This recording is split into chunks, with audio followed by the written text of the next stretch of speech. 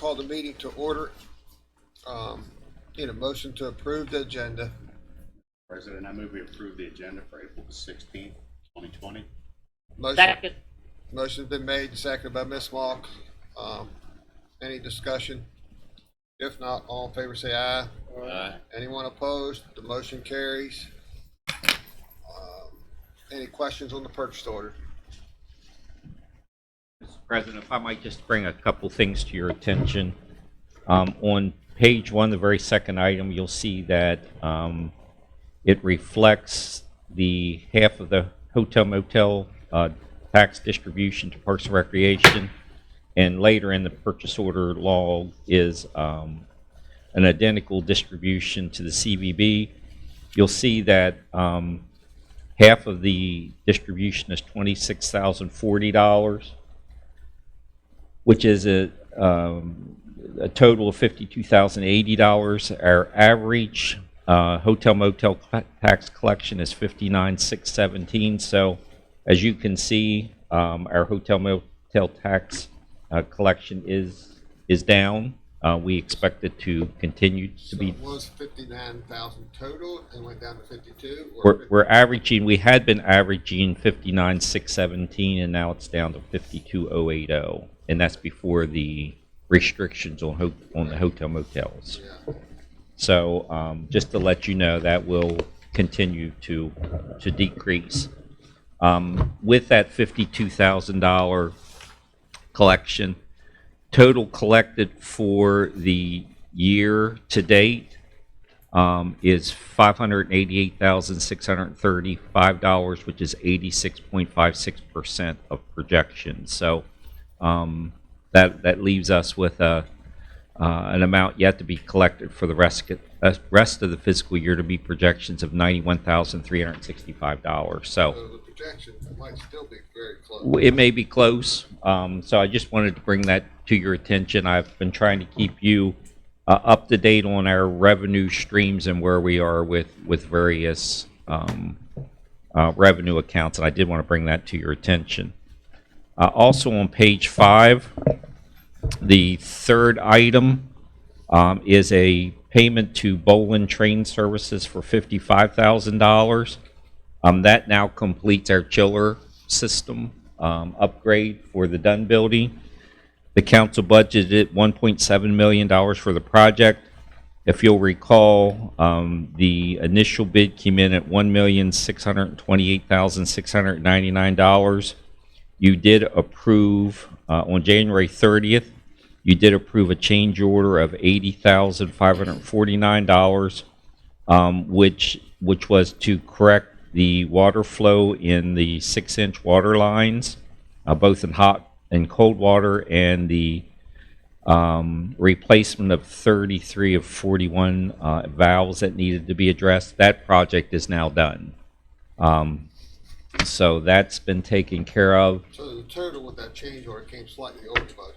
Yeah, it was $1,709,248, so about $9,000 over budget, but we're still good in that account. Was there ever any projection on how much that could have actually cost us with them valves being messed up and running in opposite direction? No. Flows being on? No, we were not, as you know, we were not experiencing the full efficiency of the system. Right. So we'll expect to see a pretty dramatic decrease in our heating and air conditioning costs for the Dunn building with those corrections. Was somebody bitten by a raccoon or something that's in the where it said that there was a rabies for a raccoon? That would have been from animal control. Yeah. But You're not insinuating Mr. Davis. No. Okay. Guys who got rabies. No. Hey, let's go back to page It's normal 1. for him to foam at the mouth. Page 1, first item. I think it's a mistype. It says Central Dispatch July 1, 2020 to June 30th, 2020 payment. I think that should probably say July 1, 2019 to June. Could it not? June 30th, 2020. Yes, sir. That's a mistake on the purchase order log. Okay. So that is their lease payment for the current fiscal year. Correct. And that brings them up to speed. Right. So you finally find something that Tracy actually did wrong, I and did. she's not even in here? Call her on the phone. We will have that corrected. The other matter for your attention is our and as I know you're aware of it, our regional jail bill payment for the current month was $183,152. Because of your efforts over the years with the Day Report Center, community service, so on and so forth, the total payments for the current fiscal year through 9 months, with 3 months remaining, is $1.8 million with a budget of $3 million. We're about $459,000 under where we were last year at this time. So that still continues to trend well, and I wanted to make sure that that was brought to your attention. And currently, we spoke about that in the past. That's how we can do our recovery resource and day report and all that stuff. Even though, keep in mind that their budget is probably about 1.6 to 1.8 for all those services, and 97% of it's grant funded. So it's, we're just on the jail bill alone, we're $300,000 ahead with all the services we provide. Right. And changing people's lives. So Well, we're more than that. We're more, I mean, Oh, yeah. we've kept our jail bill at an even and decreasing cost, where I think if we did a check of every county in the state, I wouldn't be surprised if we're the only county that's done. with everybody else's experience, we always said 3 million would probably be more realistic at 5 million right now. Right, for us. The good thing about find anything good about the virus situation, and call volumes down. It is. So that's something else to Dan sidetrack. He's good at that. Yeah. Talked to Mr. Bentley last week. You had Larry Schultz call in about their alternative violence is going to be jeopardized. And one of the things I encourage Norwood to do is reach out to him and know that there's money out there on the stimulus package for 501c3 programs, like to get money to stay up and running. So I don't know if he was successful in reaching him or not. I can follow up because I do have an email from him that I received late last week indicating the funding that he would need, or that they would need to get them through the current fiscal year. So Yeah. I'll follow up on that. Yeah, it's readily available for those organizations to get money from the federal government that is likely forgiven. I'm trying to look here. There's a what's the other one that's out there? The other funding source that's out there. That's with a C or something. Down somewhere, but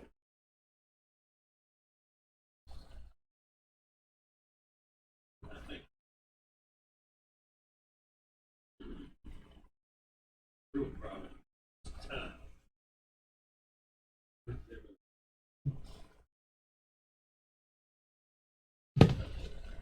CARES Act. That's what I'm thinking. Yeah. There's but funding. There's funding through the I CARES think if Act. they could fill that information out, the banks are processing that stuff within 3 days of once they receive it. Not saying the check will be in the mail, but the bank is getting their stuff done.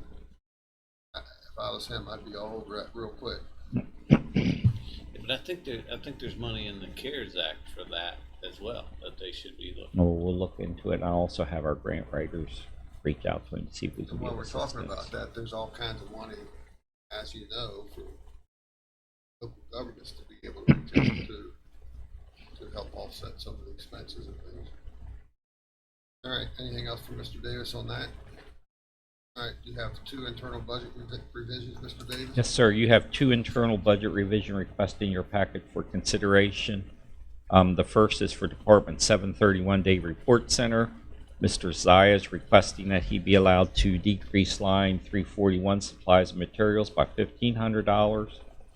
Current unencumbered fund balance is $24,236.11, with 50.43% spent to date, and increase line 214 travel by $1,500.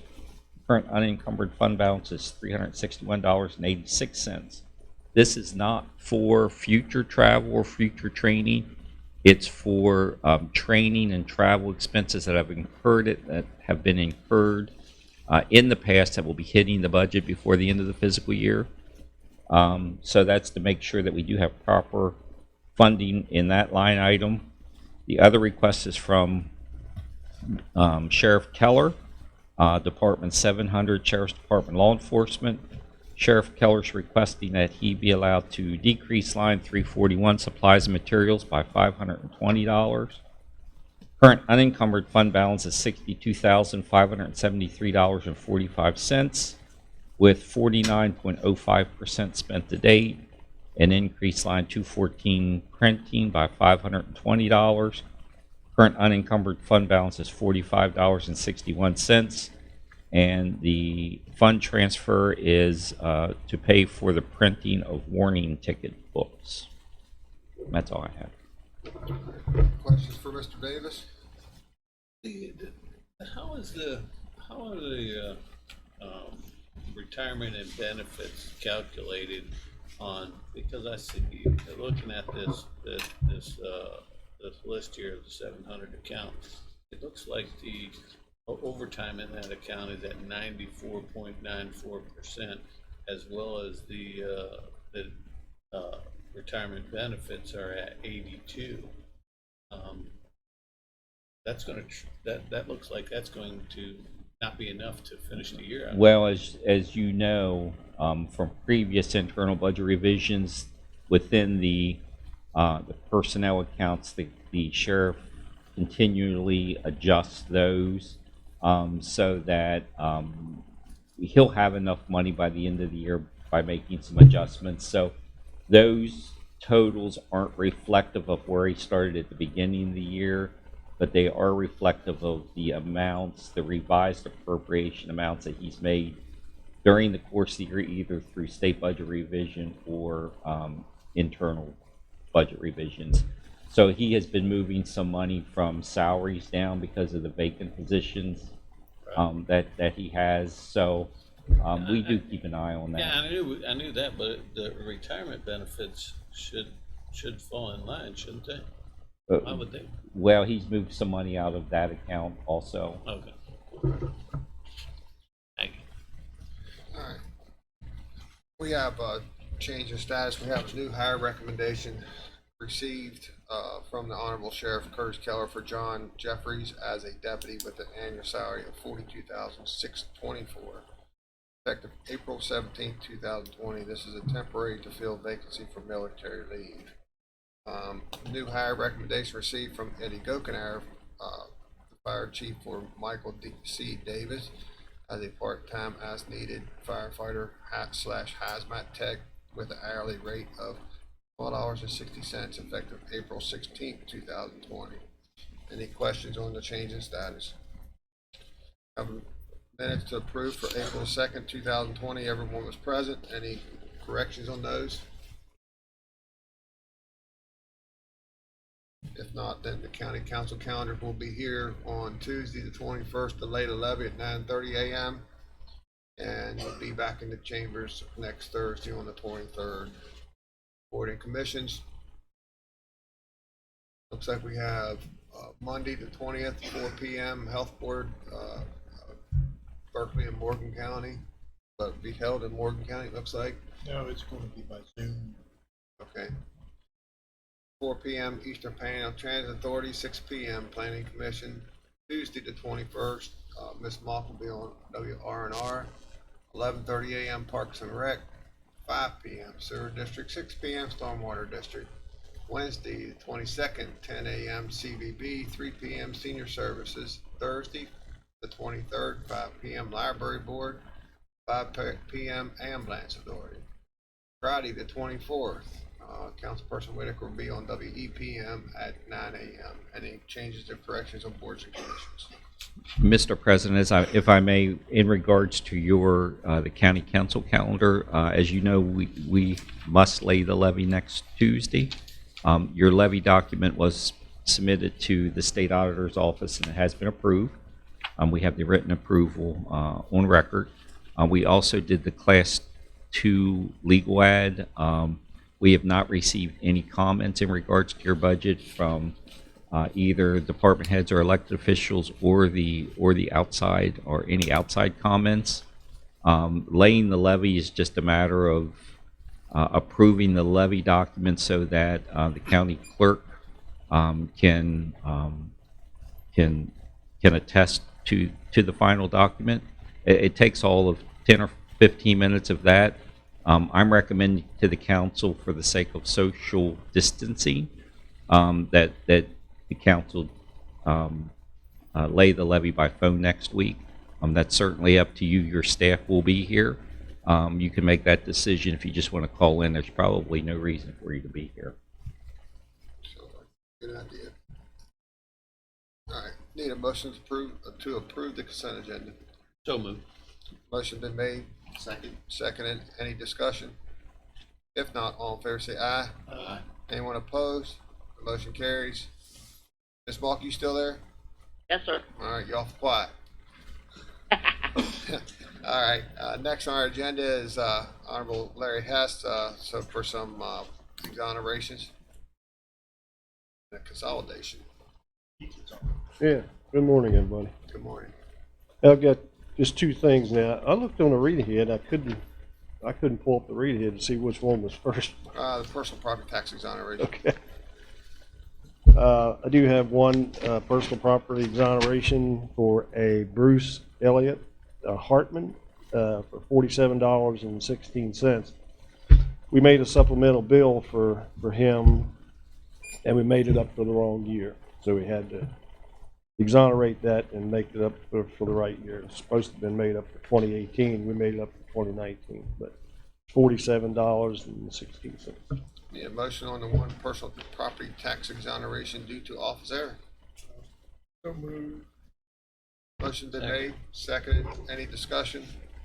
If not, all in favor say aye.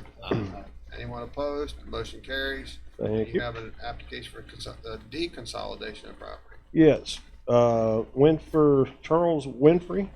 He had two parcels. We consolidated them before, but he wanted to take them back apart. I don't know if he's going to sell one of them or what, but there was a total of 1.70 acres, and in Mill Creek District, map 6J, parcel 1, and we split it back out to the two separate parcels. And just the only thing I need to do was get your approval on that. Need a motion on the deconsolidation of property. So moved. Second. Motion been made, seconded. Any discussion on that motion? If not, all in favor say aye. Aye. Anyone opposed? Motion carries. That's all I have. Thank you, sir. Thank you. Board and meeting reports, Mr. Barnhart. Oh, thank you, Mr. President. At a public service water district meeting, it was fairly short, only lasted an hour, which is pretty short. They awarded the contract to HRI Incorporated for the Grapevine transmission line in the order of $3.5 million. It should begin this summer. And they gave some updates on COVID-19, and they got it pretty well handled. And that was my meeting. Thank you, Mr. Barnhart. Ms. Malk? I had a farmland meeting on Monday, and we tried to do it by phone call in, and I had the wrong number, so I didn't get there. I missed part of the meeting. But as we speak, farmland is still moving forward with the progress that Mark brought before us as far as the number of farms. However, with a couple farms on the financing, of course, due to with all this thing going on with the virus, that the meetings and things that were to be going forward for funding has been put on hold at this particular point in time. The transfer fee for the month of March was $147,000, which was up considerably from the previous month. So the other meeting I had was with the construction of the bathrooms at the Roundhouse. The water lines are in, the footers are dug. They're supposed to be pouring everything on Monday and have concrete blocks starting the following Monday. So progress is being made, but like I always say, I'll believe it when I see it completed. So that's where we are. Thank you. All right, Mr. Delier? We had a very good airport meeting this, and I'm sure everybody saw in the paper where the airport is moving to purchase the FBO. Very, very, very good move for the airport and our community. We're going to, we also approved the purchase in that whole part. We approved the purchase of the FBO. We approved the purchase of an additional large hangar, the Acadia hangar. We approved the purchase of some equipment so that we can service aircraft much better than that airport has ever done. With all of that, we're going to end up about $1.5 million in debt on a $3.1 million move.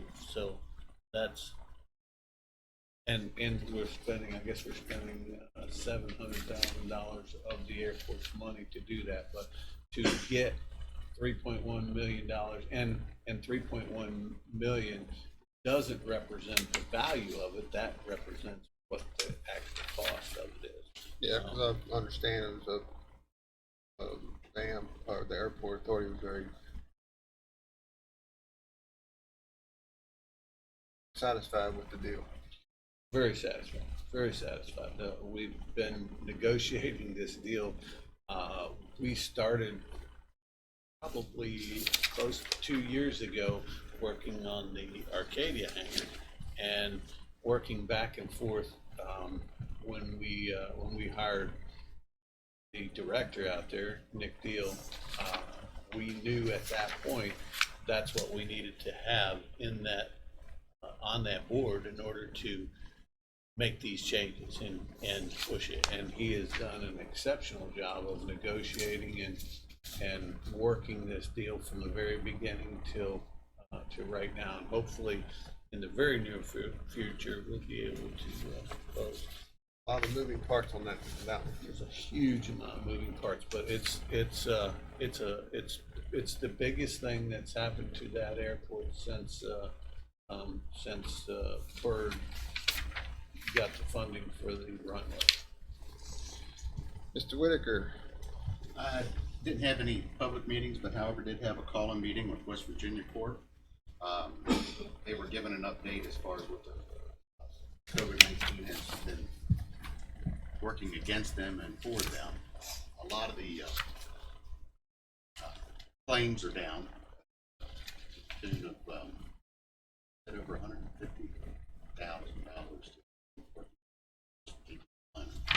It's both a combination of Virginia and West Virginia. They're two separate entities. But anyway, there was a discussion about recent advertisements on TVs about giving back automobile premium to individuals because of the less travel that they're doing.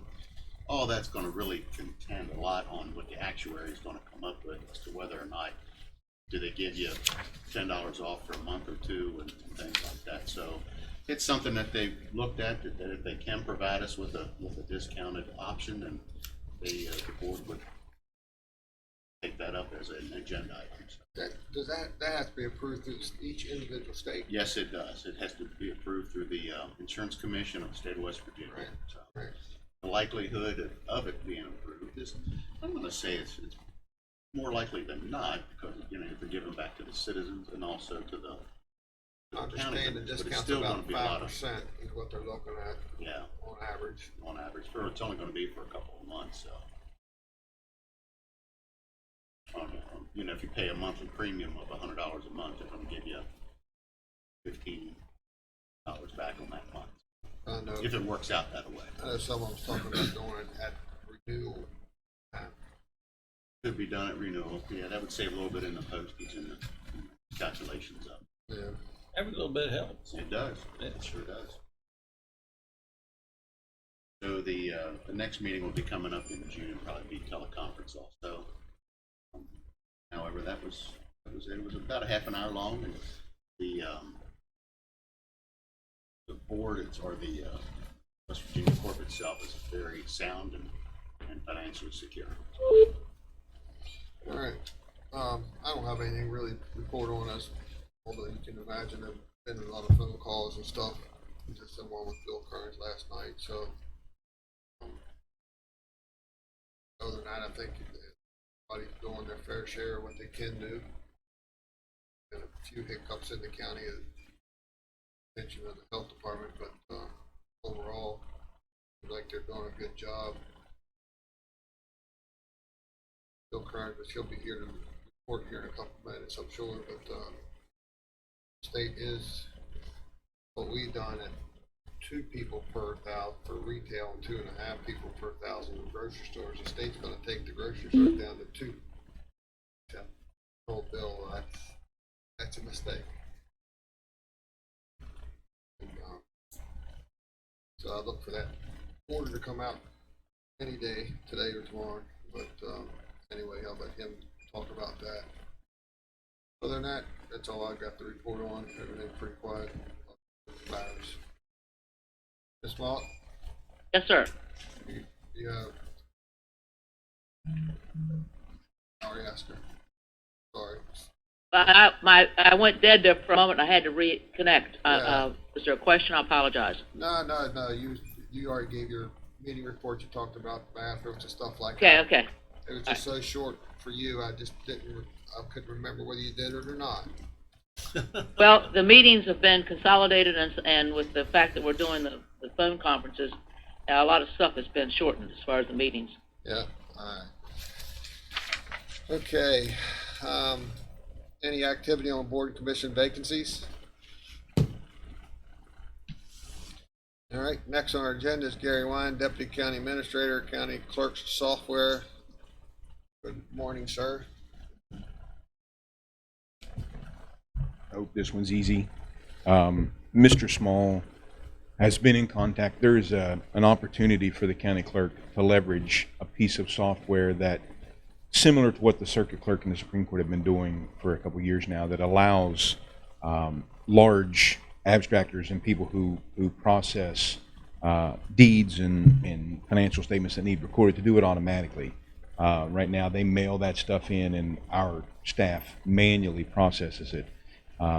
There's no cost to the county. There's no maintenance increase in contracts. What happens is, similar to our credit card processes, the costs and fees associated with these automatic processes all go between this vendor and the person, the group, be it Chase or whoever it is that's going to do the filing.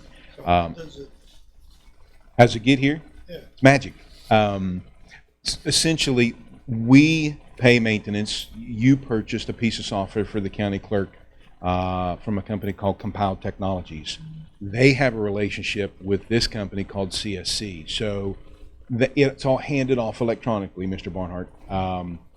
It ends up in the staff's queues on the inside for validation and processing. So it happens all over the internet, all secured and stuff outside of what we do. So our relationship with Compiled Technologies provides the opportunity for CSC to perform the functions. and there's no chance of infiltration with bad stuff? There's always a chance, sir. The word no will never come out of my mouth. But both vendors have those processes and security efforts in place now. It's not a new process. It would be new to us. I'm confident that the technology is there and can be leveraged. It makes for a smoother transition of that data to get in the county clerk's office, specifically in the times of today. I would expect this to take off really, really, really fast in Berkeley County. So Mr. Bentley has reviewed the contract. There were no issues. So if the council so chooses to exercise, basically the president signs it and we're done. We don't have any other role. And there are several counties that already have it. There are many, most of them smaller. This request came to the county clerk, and the county clerk came to the IT department to execute it. So I think it's a great thing for Berkeley County if the council sees fit. Need a motion on the county clerk's e-recording. Second. Motion been made and seconded, and that's to compile the technologies, is that right? It's actually to CSC Okay. is the company. It literally, CSC is the name. I don't know what. CSC Global. CSC Global, yes, sir. Permit To sign the contract with CSC Global. And if I recall, this comes without any cost. 100%, no cost. All right, so we have a motion on the floor and a second. Any discussion on the motion? If not, all in favor say aye. Aye. Anyone opposed? The motion carries. Thank you. Thank you. Gary, question for you. Can I get you to install Zoom on my tablet? You take it with you when you leave here. Yeah. Let me know when you're done. Yeah, you can take it now. Okay. Yeah, just, it would make it much easier for meetings if I had that. You know, in a second. Thank you. Hey, you can do this one too, man. You want to zoom? Yeah. Let me do this. All right, next on our agenda is Donnie Plotner, Chief Deputy of Clerk of Elections, consideration of county primary in the city of Martinsburg municipal elections. Donnie, we spoke earlier this morning. I told you I'd probably be running early, and we got started 10 minutes later because of me. That's fine, So, no problem. Good morning. good morning, sir. So we're here to talk about consolidating the Martinsburg municipal election with our primary. In a perfect world, I was hoping this would be possible, given the current situation and how these absentees have taken off. Everybody's responded just the way the Secretary of State wanted them to. I don't see how we're going to be able to accommodate the municipal election on our primary. It's not only a reprogramming, we're probably, by the time the city would get ballots, we would be probably a month, maybe 5 weeks into sending ballots already. So there's a considerable backlog, and there'll be quite a bit of backlog to catch up on. And we are, to put it bluntly, buried right now. So I don't think that we can accommodate the city's election on our ballot. The conversation came up earlier this morning about Mr. Davis and I about, is it possible, since we have these additional machines, would it be possible, since there's only 12 precincts in the city of Martinsburg, out of those 12 precincts, could the doors, when the people come through the doors, could they, actually if they're there, 90% of them or 95% of them is going to be confirmed that they have the right to be there to vote in the city election. They not go over to the machines that's already programmed, that you have programmed for the countywide and the federal election, and then they would pass over and go over to do their city election in the same day, just to try to reduce exposure? In a perfect world, that would be possible. There are some locations that could not handle an additional machine, let alone a couple of machines. And also, we're not sure to the extent of how many poll workers we're going to have working a polling location. That's a retraining of our poll workers as well as the city poll workers. And with the governor's order, we can work with as few as 3 in a polling location, given the executive emergency order. And how many do we normally have, like 5? Usually we have 5. And also within that, if there are 2 precincts located in the same location, depending on whether we have the people for both precincts, he's also allowing the same poll workers to work both precincts. We don't want to go that route, but we're not sure exactly what we're going to get at this point, given the situation the way it is today. So your recommendation, because of the timing, is to keep the elections on separate dates? Keep them as separate dates. I think they had already been determined that they were going to go with a July date for the city election. Is this going to cause another issue in July? That's going to be harder than the issue you're facing now when you have to bring people back to do this again? Well, For the city election, the only thing we really have involved with are the voter lists. That's it. So the city recorder basically coordinates everything else. Ballots, machines, all of that. So I don't want to say I'm passing the buck, but it's going to be their issue. They probably will have very much the same issues that we're having as far as getting the poll workers, unless the situation eases up. I mean, if it eases up, then maybe things will get a whole lot better. So I'm just trying to understand. Sure. I'm just trying to understand what you said. So if it's more difficult for you right now, is it just programming or is it people? It's a combination of both. Okay. You would have to get reprogramming, and which would mean ES&S, who does the programming, would have to step up to that. In theory, they say yes, but my confidence in them at this point, because they are, like everyone else, completely bombarded with way more than what they expected to sign up for the primary across the country. Everybody is. Yeah. Yeah. So I'm just trying to get my head around the whole Mhm. thing here. If you reduce to, like you said, to 3 machines instead of 5, then hopefully that's Three still people. 3 people. it's people, So not machines. not machines. No. So why, if you're going to see above normal numbers with absentee ballots, hmm what kind of numbers are you expecting? Are you expecting twice as many, 3 times as many? From an absentee perspective, Right. that's hard. Yeah, it'll be more than that.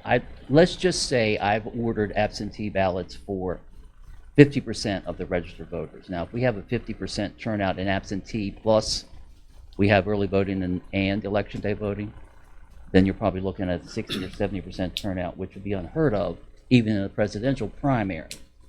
So where is that number generally at that point? About 22% total. So 22, you're gonna 25. So you're flipping the sides. So if you're flipping the numbers you understand where I'm going at with this? If you're flipping the numbers, and you're going to have 70% done before the election From absentees. from absentees and early, you're going to have that done before. What's the need to have as many machines at the polling place? Because if you're going to only see a third of the numbers you generally see at that polling place, couldn't you lower the amount of machines into a polling place and have 2 machines like Doug was talking about? hmm No, I see what you're going with that, but that is still an unknown. Because I had originally, before all of the pandemic started, I had originally scheduled several precincts to have more machines because they all needed them. Now that's been scaled back to what we normally use in a presidential. So we're trying to basically plan for something that really is unknown at this point. I don't know if we're going to get 50% of those absentee requests back in, or are folks going to say, it's going to be better by June, I'm just going to wait. The initial return, which we expected, is very heavy. But next week and the week after, does it level out to the point where people just say, I'll wait and see? It really depends on probably what happens the rest of this month. Right, and I think that's probably unlikely that's going to go with that scenario. I think you're probably going to see the other scenario where people, even after this is lifted, are going to continue to keep themselves at some type of social distance, just because. If it, Right. and you're right, they will. Right. But I think also if the stay-at-home order is still in place, and we go through to election, some folks are going to say, I got to get out. I'll stand in line. I got to get out. So it's really something that we've unfortunately never experienced. So You understand what I was saying there, Doug? Yeah, I understand. You're thinking there's gonna be less turnout at the polling places. Right, because well, everybody's gonna, right, yeah. 66 and 2/3 of them will be already voted on absentee. Right. So therefore, there's no, the less staff from 5 to 3 and possibility of less machines could work at the same Right, and that's the theory that obviously the governor is using as well when he said you can have less staff because obviously they're counting on more done prior to it. And of course, And I guess with that, Donnie, is your machines, the county's machines, and the federal level, they don't have to be reprogrammed. It's just the machines for the city election, which will be 12 machines.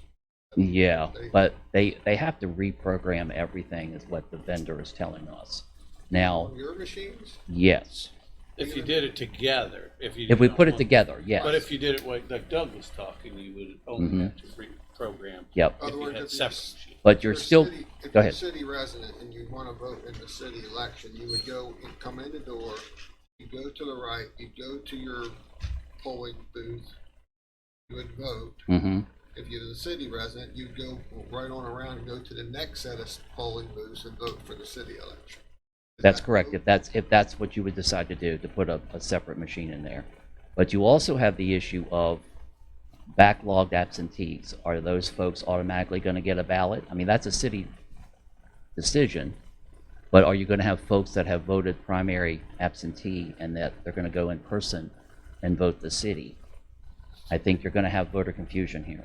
That may even help the situation with, because you have a staff problem as well, right? But if the city generally supplies staff for their election, couldn't the city still supply staff if you did it the way you're talking, Doug? Is the staff that the city provide the same poll workers that you use? They use a lot of our same folks, yeah. But we're finding right now that a lot of our good, reliable poll workers at this time, given the current situation, are they're declining because they really don't know if it's going to get any better. We don't have a final note yet on how many we have. We've got letters out to them and they're mailing them back, but we're getting a lot of folks that are saying no. See where that would be beneficial for the process, to have the city be able to come up with some to support their side of it too.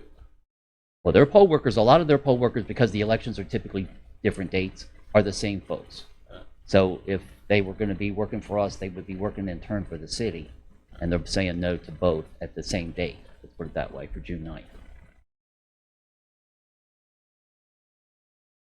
Mr. President, bantering back and forth regarding the election turnout, I can see with the fact that everyone was sent a potential of an absentee ballot, you're going to have a percentage of folks that haven't been able to get out for a while and didn't feel like writing in.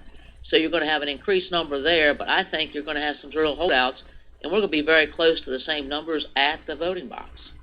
I really do, because this is a key election. In the 2016 primary, total voters, that's including everybody, early, election day, absentee, we had 21,000, a few odd hundred that voted total.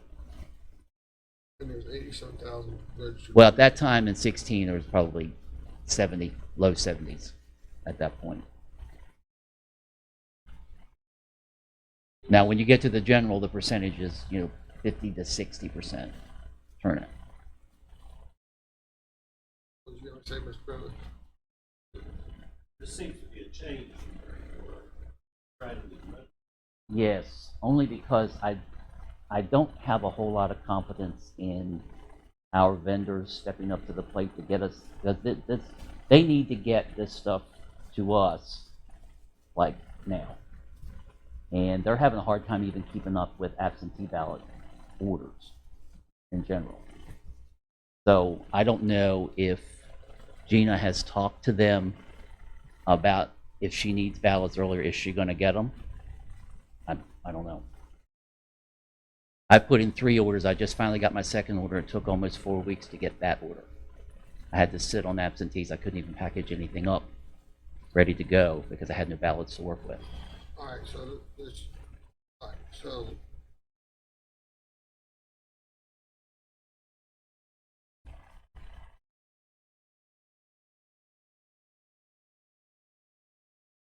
Donnie says he can't accommodate. I mean, I would really like to be able to do it just from, Yeah, because I'm a logical yeah. person and it makes logical sense to me. But if you have that. But I don't want to risk Yeah. the primary election and get a spotlight thrown on Berkeley County because we were trying to accommodate something that we don't really Yeah. have to accommodate. Spotlight was on Iowa, you know how that turned out. Well, I think the the lawyers are lined up already waiting for something to go wrong somewhere.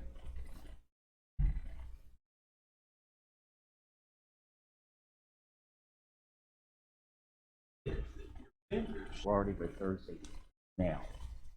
But also, I'm talking about ballots that I just got, and they weren't in the best of condition as far as when they came through, so they are scrambling. In fact, I got an email from one of the vendors this morning, and they said, this is their quote, they need to get a handle on this mess in West Virginia. I sent another email back to reply.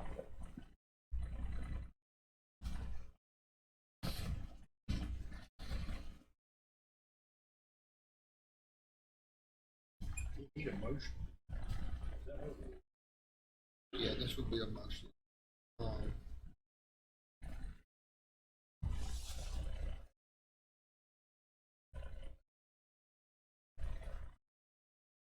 I guess I'm just gonna ask a flat out question.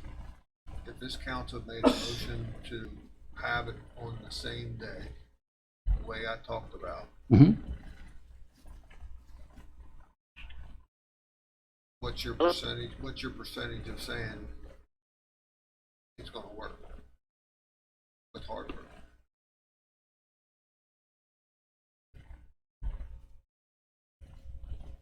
I'd say there's a 30% chance. 30% chance of working? Yeah, well? 30%. Yeah. All right. Given what I know today, Right. everything is based on, unfortunately, what I know today.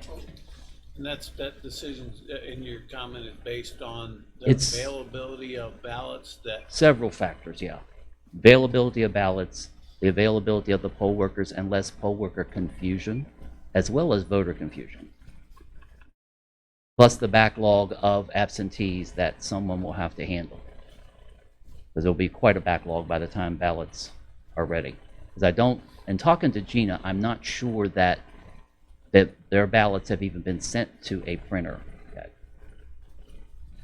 right, so you're making a decision without even knowing some of the facts, that's what you're saying. Well, I'm not saying I'm not making a decision on their facts. Yes, I know on my side. Right.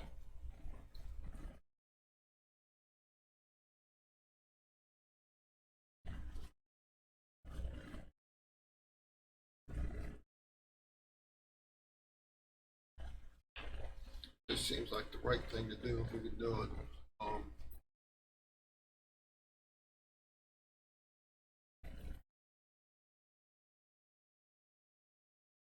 I personally don't want to take a chance of having to mess up.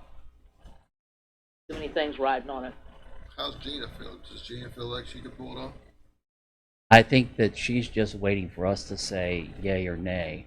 The other piece of this is all of these absentees will have to be hand entered into an iPhone machine. So the longer you have a ballot, if it would be put, even if it's a separate ballot, you're still going to add time to the end of that. So the results are going to be longer to get, final results. All right. It does to a point. Yes, you still have to have canvass 5 days, but at that point you can say we're going to adjourn and reconvene when all of the absentees have been entered. And that could be a couple of weeks, but you don't want it to go, a month, because then that brings speculation. Honey, why don't we call Gina up, let's have her in a call right now and see if that's all right. Not asking if it's all right, I'm telling you, we're gonna do that. Okay. Okay. I mean, it's not my, so,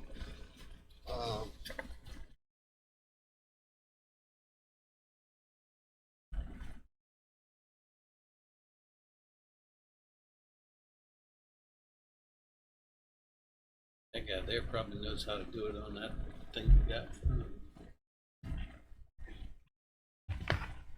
Keep trying to call. Said you Yeah, that's what I said. Huh?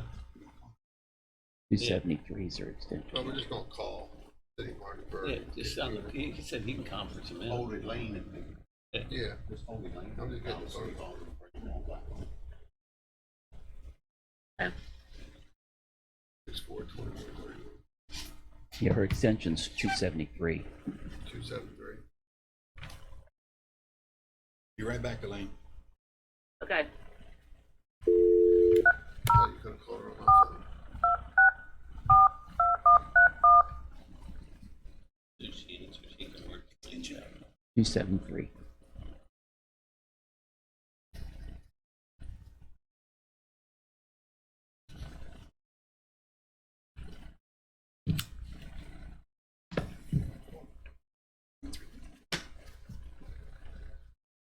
Thank you for calling the City of Martinsburg. 273. Our office hours are 8 a.m. to 5 p.m. You can hit it Monday now. through Friday. If you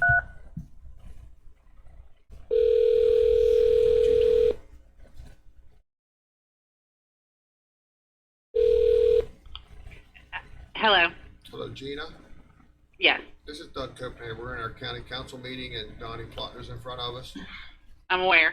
Okay, all right. So you sound like you're up to speed on what we're talking about. Elaine, you still there? Yes, sir. All right. So Gina, on the election and the primary election being all done on the same day, just needed to hear back from you and see what your thoughts are. Well, this is a decision of our governing body, obviously, and we're waiting on a yay or nay from the county as to whether to move forward. Our meeting is scheduled this evening for 5 p.m. And entirely contingent on what the county has decided. As far as from my standpoint as the election official, I will do what I need to do for whatever date is determined. But again, that's a decision of our governing body. Well, you're no different than Donnie. Well, we are all dictated by the governing body. So, do you see an issue if there's, and I'm hearing Donnie's, I'm just trying to do the right thing too, but if there was, you have 12 precincts in the city of Martinsburg and you're going to use our machines, which we have 40 additional machines, if it was to come in, able to come in and do a primary election on the machines, and then if you're a city resident, you just rotate right on around the room and go to a city machine. That's a logistic for the county to determine as to how that would operate in their precinct. That, again, I don't mean to give you a non-answer, but the city is prepared to facilitate whatever decision the county makes, so long as it is acceptable to our governing body, and I clearly can't speak for them at this time. Have you talked to the vendors?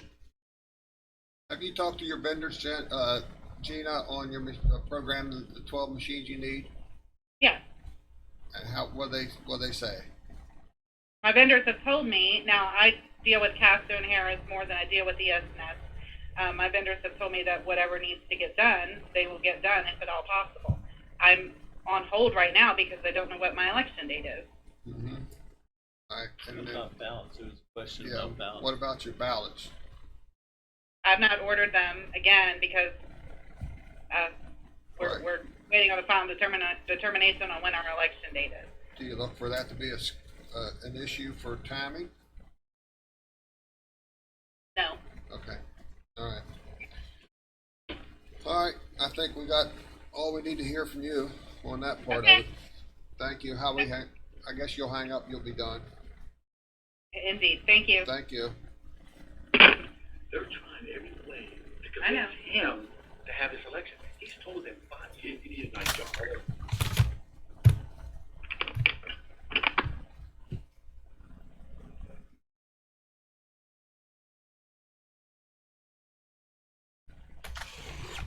Sounds like after that conversation, sounds like they don't really want to have it.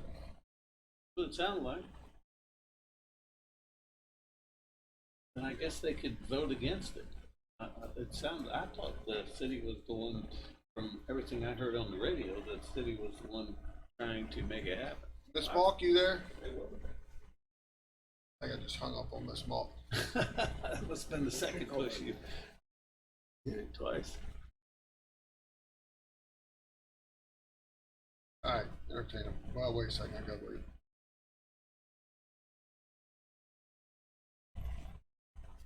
If she's on hold.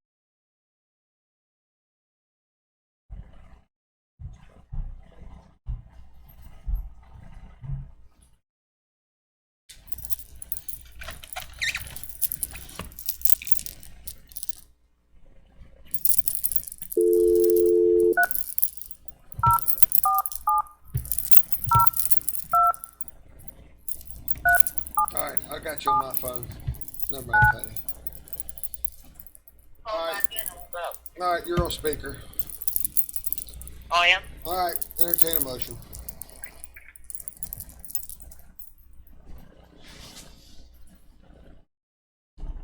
Somebody speak up. I can't make a motion. Well, if we make a motion to do it, it's still up to the city to move forward. So we'll provide them one option.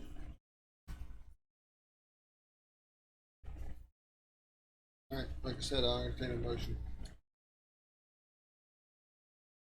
Malk, you hear me? I'll make a motion. Yes, sir. I'll make a motion to allow the city to have election on the same day with us. If they want. Got a motion on the floor. Do we have a second? Second. Any discussion? The only comment I had is the 2 or 3 comments that I did have stated that, of course, the general election, the election for the city is one election and it's not a primary, but people have to be able to realize that the county election primary has magistrates and judges and school board that are nonpartisan positions, just like this city. So it's all the same bailiwick. All right, any other discussion? So, can I ask a question? Or, When you say have it the same day, so you're saying have a separate machine, right? Not added to not added to our ballot. we're saying that would be, after your discussion, we believe that would be the easier way to go. Okay. Would that be correct? That would not be I think that given the time frame, that's probably the only option. the easiest if you way. go that way. Easiest way to make it happen. Kind of like you go in, and once you vote in the primary for the county and federal and state, Mm-hmm. you would either exit that or you would rotate on around and go to the city booth. Yep. All right, That way, there wouldn't be any reprogramming for us, period. correct. Right. You only got 12 machines that need to be programmed that the city hadn't started on anyway. All right. And you're just going to share, you would end up sharing spaces. I truly believe you could probably end up with less staff. I guess time will tell, right? Yep. All right. All in favor, say aye. All right. Aye. Anyone opposed? The motion carries. Let Gina know. Okay. All right. Alrighty. Thank you. Ms. Malk, you still there? Yes, sir. I thought so. Okay. All right. Next, our agenda is well, yeah. We have Brian, but I don't have Bill Kearns not here. Bill Kearns? Okay. Well, who else is out there? Who all's out there, Bill? Okay. No, we'll just, I mean, you, tell Eddie to come in and come back to the back of the room. You are. I like this spreading out. It's nice. Everybody's spread out, got good distance, nobody's I infecting feel like each I'm other. not gonna get hit anyway. Well, you're center target still. Elaine's on the phone, so be careful. Okay, Yeah. I won't say anything bad about her. Yeah. Uh, All right.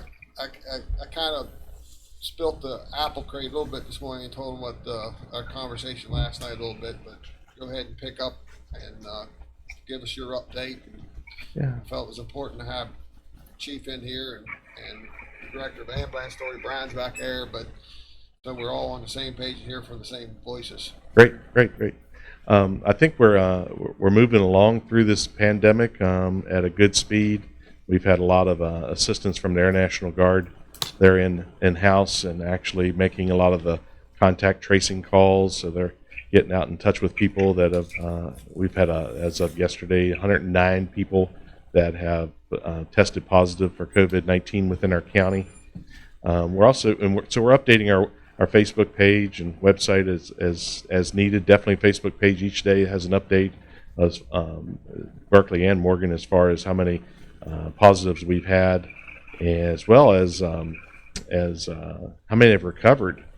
So there's a little bit of math you have to do there, but some people are struggling some with that. But the recoveries are the ones that have been diagnosed. They've went through their process of the virus. They've completely recovered. No fever. It's been a certain time since the onset of symptoms. Our doctors review those cases on a daily basis for anybody that's no longer symptomatic, and then they release them from quarantine so that they can try to resume whatever kind of lives that they do have. So we put those numbers out there because we're at the point now we need to look at positives. We need to look at what we've achieved as a community. We need to look at where do we go from here. So the community as a whole, I believe, are being very receptive. They've had to make adjustments as far as how many people can be in establishments.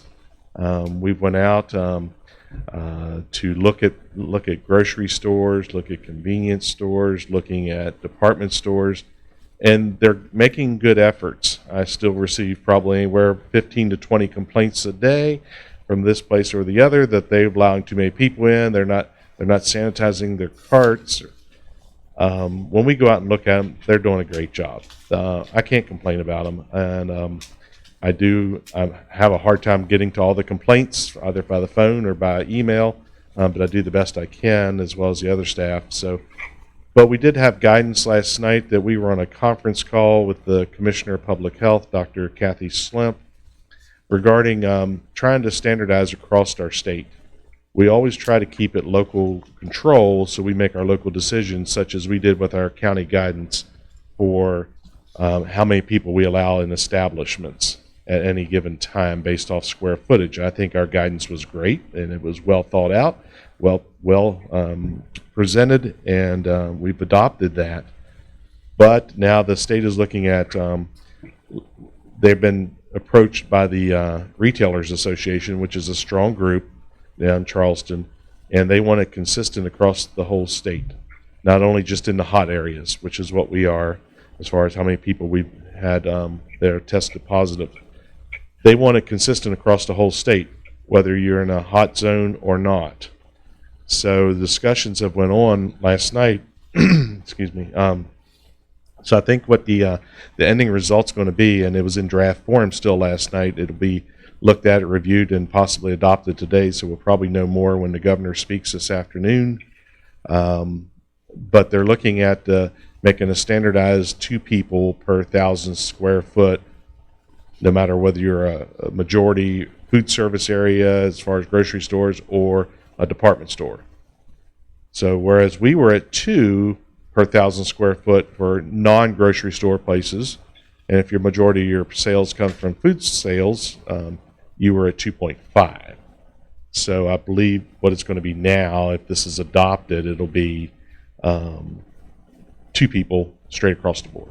Which the Retail Association was trying to get 3 across the board. They were even higher initially, and then they went down to 3, and Astronomically too high. yes. Now I can't tell you whether they are been. The 2 was an agreeable number. What they were looking at, majority, was consistency across the state. So 2 was the decision.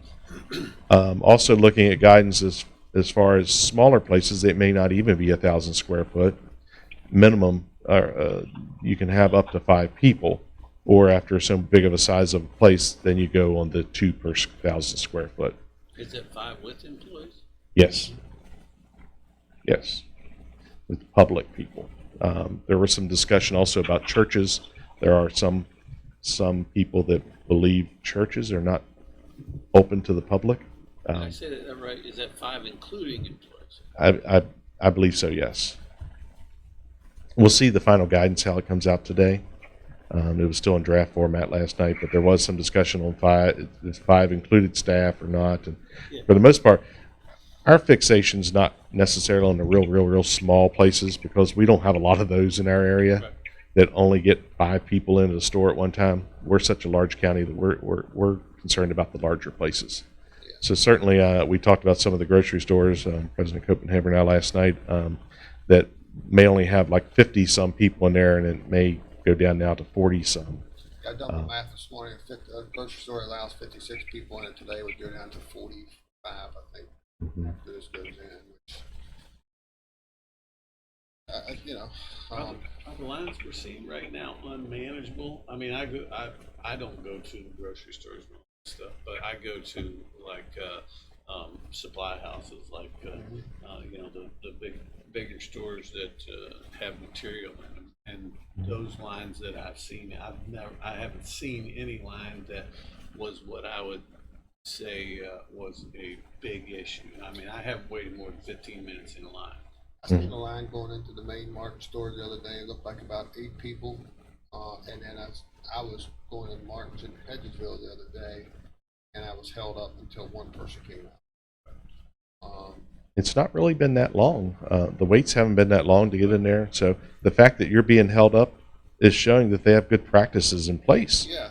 I mean, they're doing wonderful work. I think the majority of the people out there are doing wonderful work, but I really do have concerns, and I'll make it public here today, of taking grocery stores from 2.5 down to 2. Because the one thing that is essential is to be able to eat. Absolutely. Does that make it easier? Is the purpose of that to make it easier to manage, or does that make it easier on the health department side? I don't understand. It wasn't a request from the health department side at all. Across the state, it was not a request from us. I can say that since Berkeley County usually does lead throughout the state on many issues, our guidance that we adopted here on that one Saturday here was adopted by many other counties, including all of our tri-county area. Leading all the way up to Hampshire and many other states. They wanted copies of what we did, and they wanted to adopt it for theirs because it was good guidance. And it seems like it's working very well, or the health departments would be complaining about it. Absolutely. And again, health departments aren't requesting those numbers to be reduced. They're fine with what we have.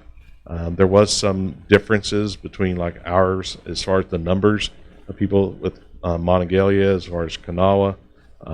There's a little bit of variances, so the Retailer Association was just asking for consistency across the whole state. So I guess they picked 2 as that magical number.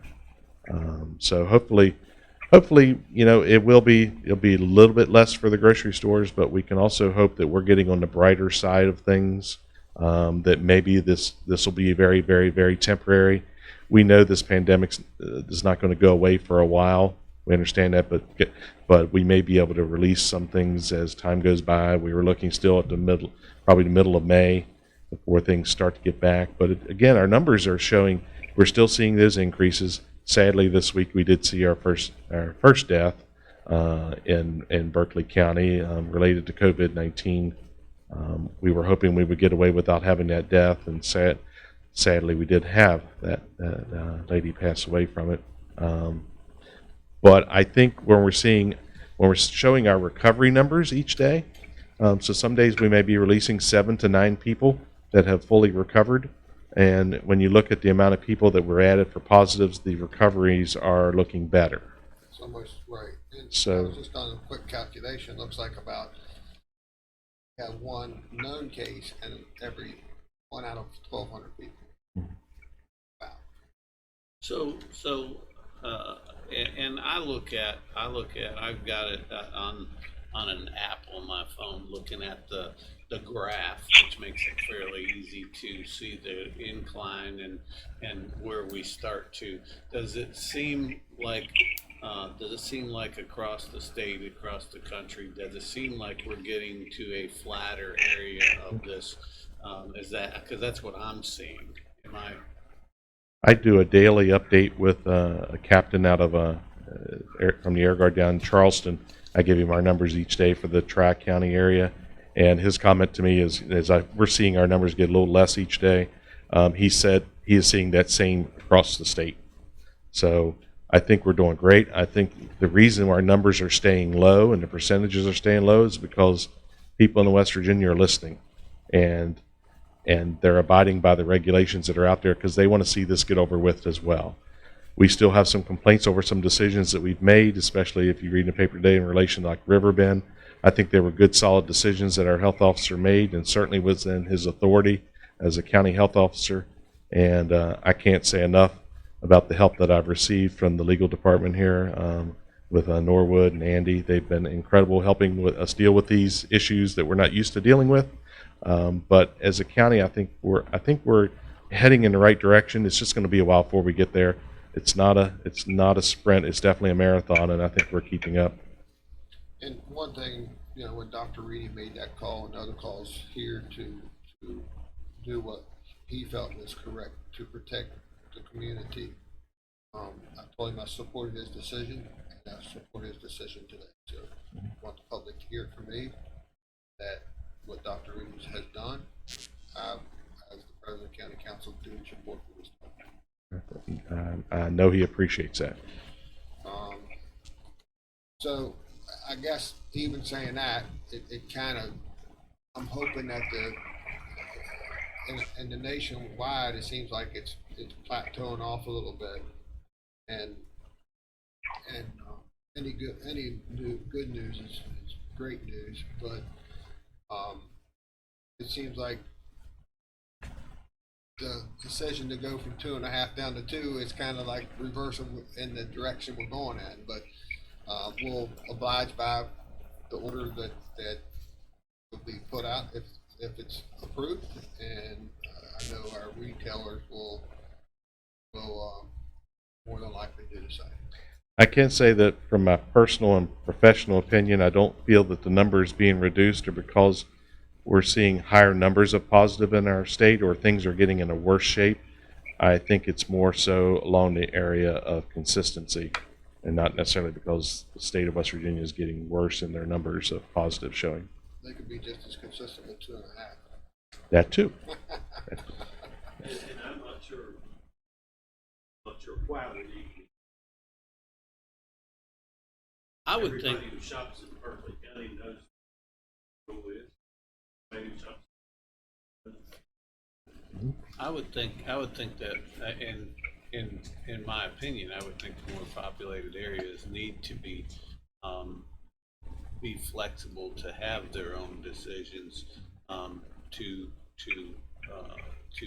mandate what happens in those areas, because obviously the more populated areas, there's more Traffic. Huh? More traffic. Well, more populated areas are going to allow that infection or virus to spread quick. I feel as the county, we hit the sweet spot as far as the number that we set for places like Lowe's. President Copenhagen did the math on that. I believe it was almost 300 people that any given time could be allowed in the Lowe's stores. And when you looked at the outside area as well as the inside, and I think that was appropriate. I would be concerned if we were up to 3 or 4 people per 1,000 square foot, because I can't even fathom what it would be like, how many people would be standing in line just to check out when you had that 6-foot distance. You may have them over on the other side of the interstate there. But I think a lot of thought went into this, and I think the numbers are good. But we'll have to adjust with that 2 per 1,000 square foot if it does become adopted today. All right. Any other question for Mr. Kearns? I'd like to also say that I really have confidence in Dr. Reedy and appreciate what he's done in all this. I found Dr. Reedy to be well balanced. Mm-hmm. You know, and sometimes you don't find that, but I find him to be very well balanced in thinking through the process. Very methodical in making his decisions. Yeah, yeah. I will definitely text that to him when I go out because I'll miss all those words if I wait too long. But we have a leadership call each morning with all the department heads because a lot of us are working from home on some given days. So we have with all our epidemiologists, our threat preparedness coordinator, our health officers, our board of health chair. We do a Zoom conference call each morning to get updates on the day before and where we're heading that next day. So. Well, actually, I'd like to thank the entire health department for being with the counties for all the efforts that they're putting into this. I know it's difficult. They could probably call back some of their old employees to help them out. Oh, man, I hope not. For your Give me sake, some- Jim, I hope they don't either. Yeah. Yeah, you meet all the wrong criteria. I was going to amen that one, but that might not be appropriate. So. And one of y'all said the proper thing. Anytime that you lose a life that has been lost because of the virus is one too many. Absolutely. Hoping no one takes it the wrong way, but with one out of 1,200 people that contract it, but then every time that somebody contracts it, almost seems like somebody's coming off of it too. Yeah. And that's huge. So I think it not only to the frontline people, but to every person in the community that has given so much, a big welcome or thank you goes out to them as well. And continues to do. Yeah. They- Well, right now, it's just a new way of learning because there's something that just never been involved with. Right, right. So, it's a learning curve that we have to go through. We're going to have to adopt certain things and amend certain things. And I think as we And that's as the we target. I think as we heal from this and we start to reopen our country again, there's going to be a lot of practices that are put in place It's a new norm. that's going to be the new norm. And whether it's having less people allowed in a restaurant or the more intense cleaning and sanitizing of the surfaces that are being touched, I think it's going to be common practice that there's going to, as you said, new norm. How you doing for PPE? It's coming in now. It's going to be switched over to coming in through FEMA through E-Team. So we're working with emergency managers. So my threat preparedness coordinator works hand in hand with Randy Lilly, and so any requests that are coming in, we're sending it out. We are going to be the storage area for when things come in. We have adequate supply for what our staff is intervening with right now, but I know as a county as a whole, there's additional needs to be coming in, but hopefully those are being requested through E-Team. So I think we're doing the best we can with what we have, but that's just what our norm is. I'm gonna go back, and I shouldn't say this, but I have problems keeping my mouth shut. I think that behave yourself. I think that there's going to be a change in the normal way we do business for a short term, but long term, our businesses aren't set up to do that. In other words, our businesses, restaurants, which was closed the earliest, have a certain amount of tables because they have to have that many people to pay the bills, right? The Polycivic Theater may start off as social distancing, one for every 4 seats, but the theater's they can't survive. Right. They can't pay their bills. So two things going to happen. They're either going to change the way they do business and give more floor space, or they're going to fold. Well, and you're absolutely right with those type of businesses. Right. But when you look at businesses. Here comes the but.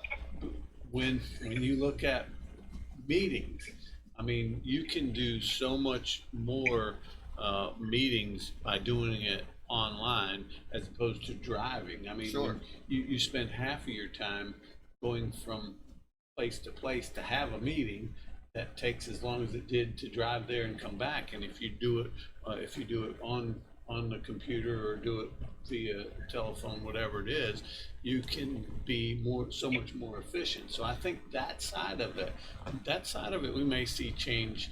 I think moving forward, we're going to see these apps used so much more than they ever were. And I think with restaurants, it may not limit their seating, but their other cleaning practices may be with that. changed. I agree with that. And the customers, there may be a different way of conducting their business. Mhm.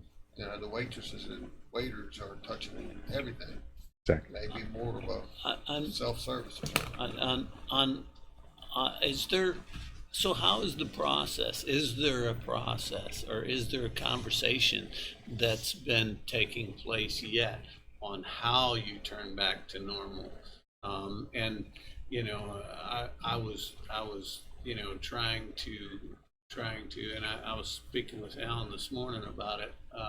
You know, do you allow restaurants at some point to have 50% occupancy and start easing into it so that you can keep an eye for a period on if the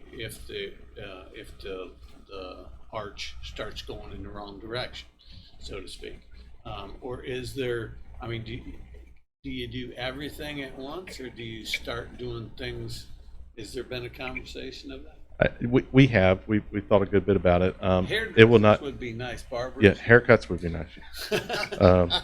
So this is my COVID-19 stubble here. So I think I can definitely say it's not going to be a light switch. Right. We're not going to all of a sudden go to where we are right now back to where we were before. It's not going to happen. It's going to be a slow progression back. I don't know how long of a period it will be. We can't even start moving in that direction till we see our state as a whole that they're not daily seeing an increase in those numbers. So we haven't flattened that curve. We haven't hit that peak. So until we get over that hill, we can't even begin to look at when do we want to start reopening. Now I know at the health department, with the addition of having our air guard, people taking over some of the contact tracing, we have now been able to start doing some more inspections wastewater wise. So for a period of time, we were only looking at final inspections. Now we're going to be start looking at new permits being received as well. So we have to continue doing what we're doing. We have a period right now where we're looking at everybody's permits are due by July 1. We have to move forward with that. But we're going to have different ways of doing it. Right, Yeah. but I wasn't asking on when.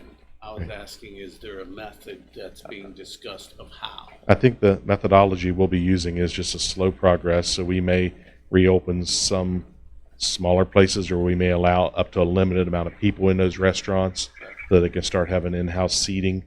But those are discussions that we have to have as in-house as the leadership team, and then we'll start moving forward with that. And I hope it's soon, but no anticipated ideas of when yet. Right. I'm gonna look. I bet you when you do that, Mhm. there's gonna be people making reservations or standing in line to get because people want to get out. Yeah. You know? Yeah. They just do. Yeah, well, restaurants are an ideal scenario because you don't have to stand in line. You can make reservations. They're set up to be able to know how many people they can have, and they monitor the turnover. Maybe the turnovers don't turn over quite as quickly because, you know, people want to enjoy the atmosphere, so to speak. All right. Well, thank you. I was going to quick. Do you see the resurgence of it later on this year, or do you think it's going to be a vicious cycle here for a little bit? Personally, if we resurge again, are we looking at the same measures that we're taking now, or do you think it'd be a different set of measures? We don't know if it's going to resurface.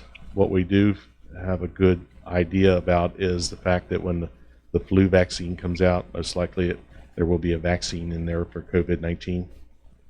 So we are going to be quite busy, as well as every other medical provider. And so we look at that happening, but as whether this will come out before that vaccine season or not, we don't know. So everyone is anxiously awaiting what the dates will be with vaccine coming out. You just hear that chatter of it raising its head again. Right. Right. It's always Always possible, because it could be a virus similar to H1N1 that doesn't really know a season, that can be all year long, or it can be at a certain time of the year. That's a good, really good point.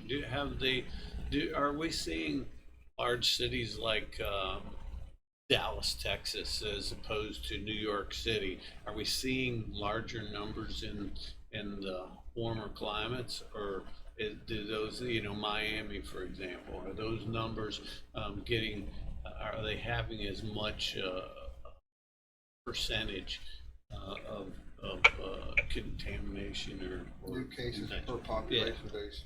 California certainly did. They saw their peaking, and now they flattened that curve, and they're seeing less. They took a really good proactive approach, as many of us have. So I think they're on the other side now. So they haven't seen a resurfacing yet of those numbers going back up. So we can just hope that that's a good indicator. All right. Thank you, sir. Thank you all. See in a couple minutes. All right. We have a 11:30. You want to take over this meeting? I'll be with you in a couple minutes. what else we got? You got Chief and you got Brian. Okay. All right, just finishing I'll up leave the you my discussion.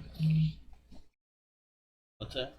So I'll leave you my Leave the phone. phone there so Elaine Yeah. can continue to chime in. Okay. Still there, Elaine?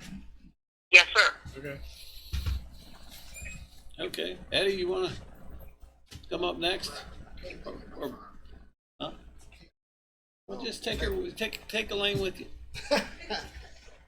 Give me a second. I gotta get some information. You want me to call back in on the other number? Nah, hold up. I just gotta get a text. That's where my phone number is. I gotta call.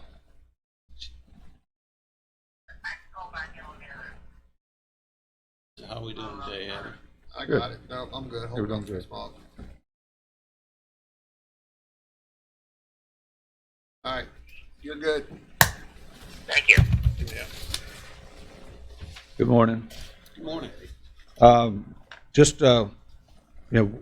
We've still been working to try to get additional protective equipment, for our first responders. Health department has been working very well with us. A tremendous amount of work has been done with them. We have a great relationship with them, and it almost seems like it gets better every day. Been working very closely with the nursing homes. They concern me that if they let up a little bit, that we could have the same problem that they just had in Wayne County. So this is a second or third time that I've reached out to all of them, and yesterday I kind of felt like a cheerleader to say, look, keep doing what you're doing.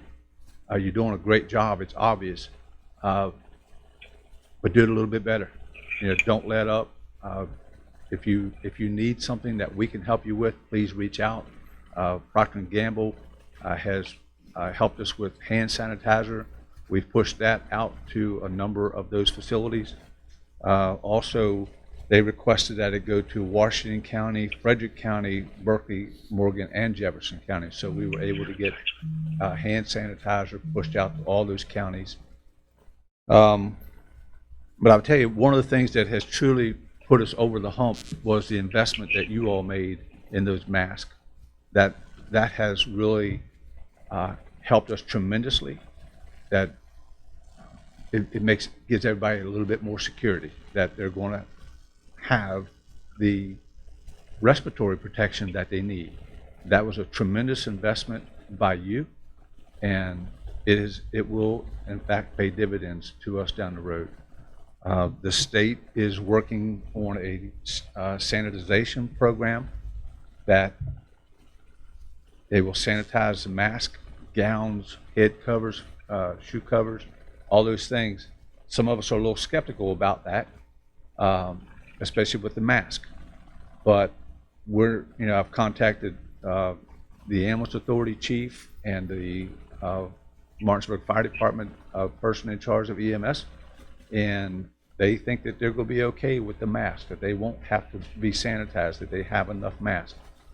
We still do have some masks in reserve in case, like Councilman Whitaker just alluded to, that if this would resurface, that we're not caught without any protection at all. So we're trying to hang on to some masks just in case we do need them for a future event.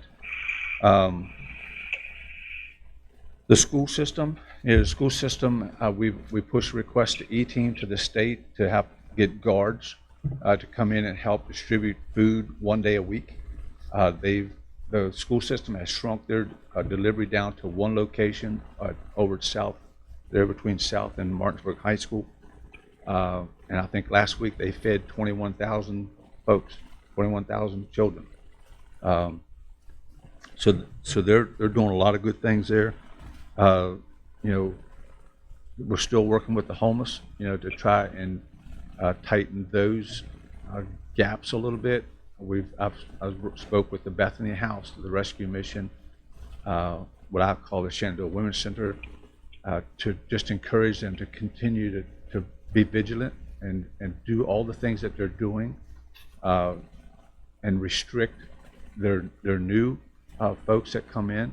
They've cut off allowing any new people coming in, just so they can have a healthy environment there.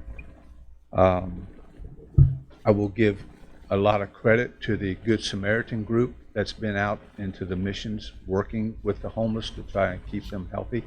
There are a tremendous amount of people there, good people doing good work. And I have to salute all of our healthcare workers, whether it's an emergency response or even in the nursing homes or in the hospitals or in the clinics. These people come to work every day with the chance of knowing that they could possibly contract this virus. And they're not calling off sick. They're not taking off. They're coming to work. And I have a tremendous amount of appreciation for their efforts in trying to keep our loved ones safe and healthy and quite let up yet. So we're just going to have to keep on doing what we're doing here for a little bit yet. Work with Shepherd University and getting face shields for the Sheriff's Department. So just anywhere we can look to try and get help. Argos has donated Tyvek suits for us. So we're getting there. I feel a whole lot better now than what we did 2 weeks ago. For the first 2 weeks of this, I was very concerned that we were not going to have the equipment that we needed to be able to protect everybody. But we've been able to push stuff out to the volunteer fire stations, the career staffs, and it appears to me as if everybody currently has everything that they need. And probably the only reason that has happened is by slowing the spread has allowed you time to make that happen. It has, and we're not going through the amount of equipment, the personal protective equipment at the rate that we thought that we would. And the help in the protocol change with the 911 has helped to allow those responders going there if they need that extra protection. Because otherwise they were going to have to use those masks, use the gowns, and get in there and just find out somebody had just simply twisted their ankle. They're very healthy, wasn't an issue. But having that extra step, it allows them to better prepare and protect themselves. So, there's been a lot of things done. And, I thank you for what you've done. You've made the investments, you made the changes, you've adopted the changes. You, in my view, two Fridays ago, maybe 3 Fridays ago, but now, this council and legal counsel was the leadership with the state that kind of got them over the hump to do some things. So, we're all in this together, like we said, and I think we're doing as well as we can do. You make a very good point that we are all in it together, and I think that the public sees that, and that's what's making it work to the level that it is right now, is everybody realizing that and everybody pulling together. And I'd like to thank you because you're obviously on the front line, doing all you can possibly do as well. You're right there along with the you know, with the medical staff that are out there doing all they can possibly do. You know, you guys are seeing it every day, and I appreciate what you're doing. Thank you, and I'll tell Randy. Randy's done a tremendous job. He's doing a great job for us. He's a hard worker, no doubt about it. Any questions? No questions, just I think everybody's stepping up where slacking off. That right, Eddie. It's not a time to place it again. Time to keep. That's right. Yeah, we've gotten this far and done so well. You know, there's no sense in backing off at this point.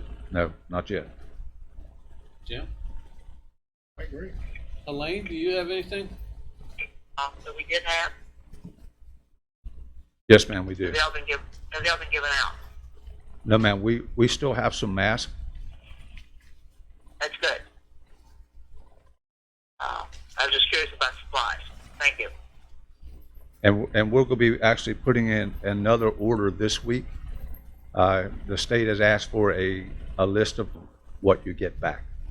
If you choose not to be a part of that program, it's my indication you may not get back what you requested if you did not participate. Okay. Very good. Thank you. Thank you, Eddie. Yes, sir. Thank you. Thank you.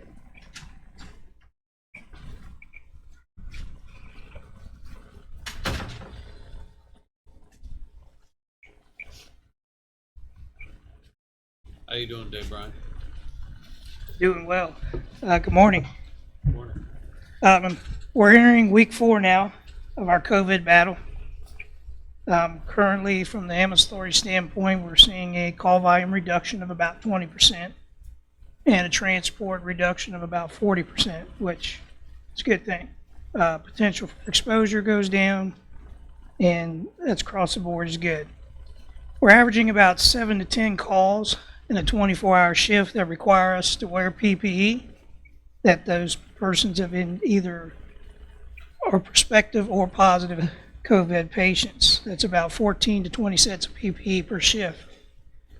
We'll say our current preservation methods are proving successful in PPE, as well as the investment that this county made in N95 masks was very instrumental in that happening. To date, as I've told you last week, we had 2 crews that were quarantined for about 56 hours waiting for patient results. Those results came back negative and they were released back to the fight. Just this morning, we received our first positive case that was unknown to us. We reviewed the case not only with the crew, but what we saw in the reports. We deemed them to be at low risk exposure, and they continue to remain in the fight. So this is one of your personnel? This is one of our crews, yes, sir. Is it the whole crew or the individual? I guess the whole crew. It was the whole crew, yes. So they used PPE properly, full PPE. We determined it to be a low risk exposure.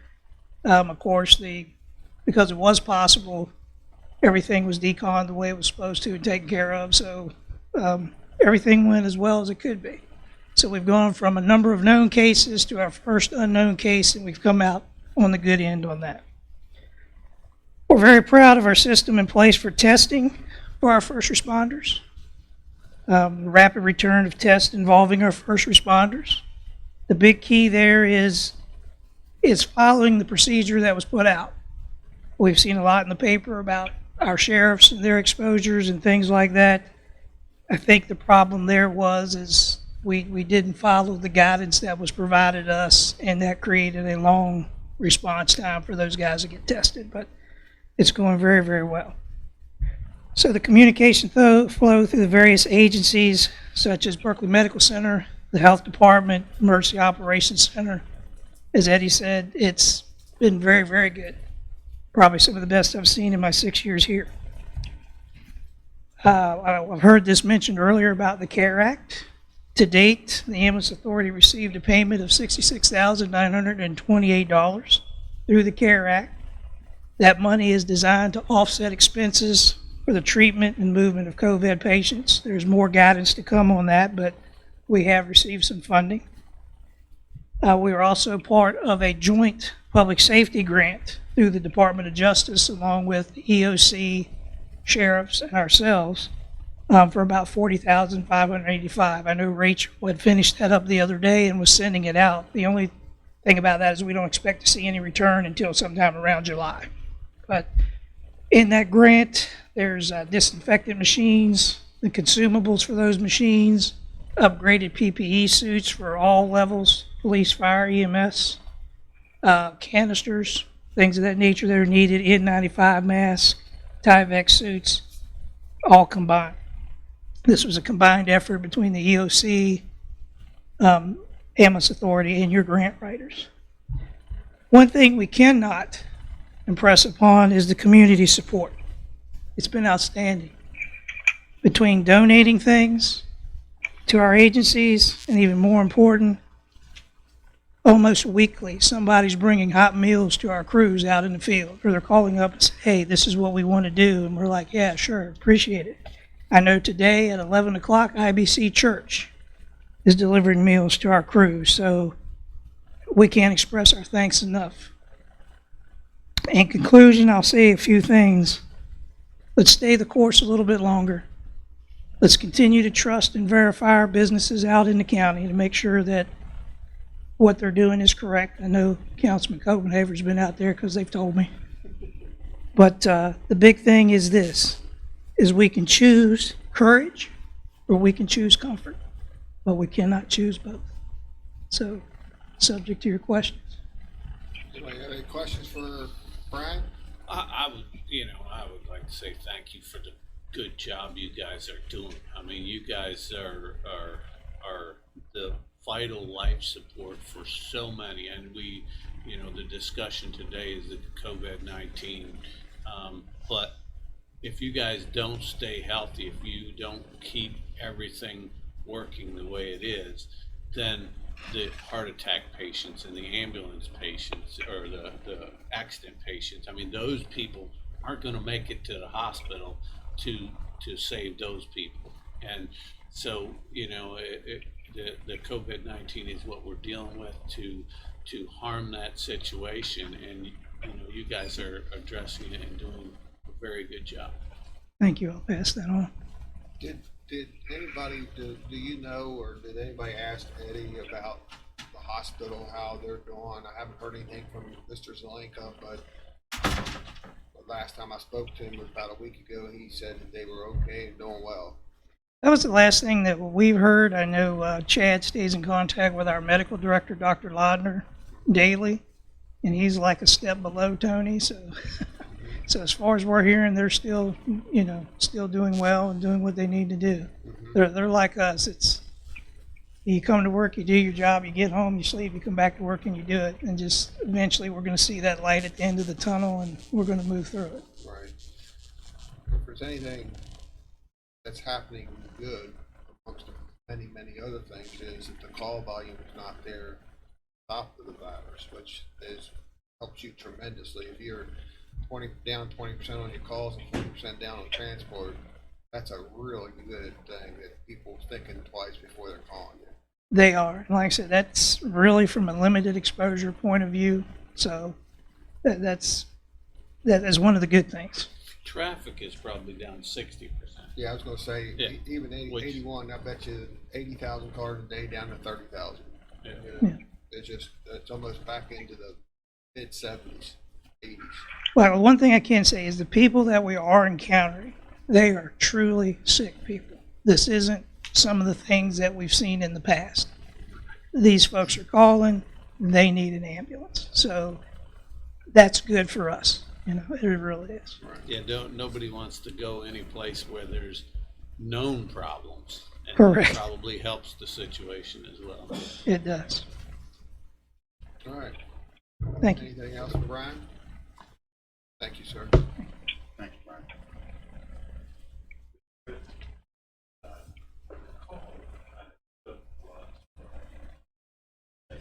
Okay.